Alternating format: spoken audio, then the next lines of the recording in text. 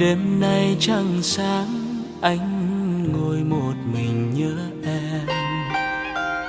Đêm qua anh viết vài dòng thư nhưng em không trả lời.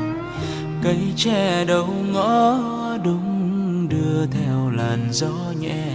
Trăng vẫn sáng, gió vẫn đưa, anh vẫn buồn.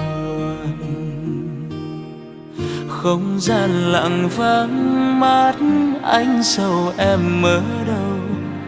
Và người coi những thứ hơn hẳn anh đã cướp đi em của anh.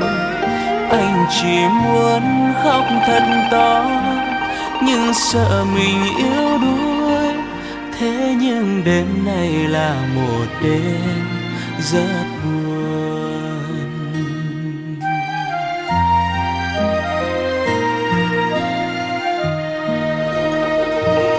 Sương rơi lạnh, cánh tay anh ướt đẫm nước mắt.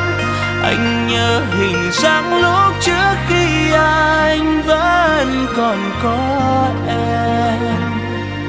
Em hiền hòa, em đậm đà, em từng là người rất thương anh. Nhưng vòng tay anh không thể giữ, không thể ôm trọn lấy em.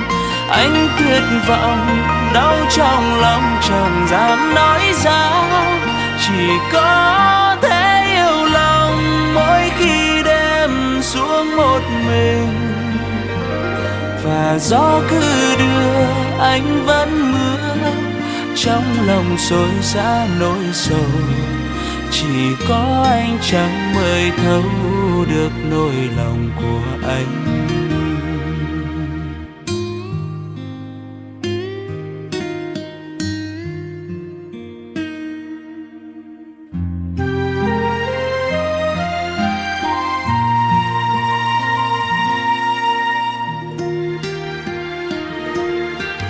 Không gian lặng vắng, mắt anh sầu em ở đâu. Và người coi những thứ hơn hẳn anh đã cướp đi em của anh. Anh chỉ muốn khóc thật to nhưng sợ mình yếu đuối. Thế nhưng đêm này là một đêm buồn lắm.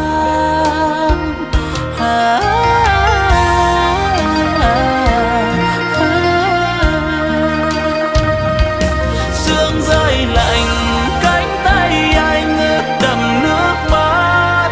Anh nhớ hình dáng lúc trước khi anh vẫn còn có em.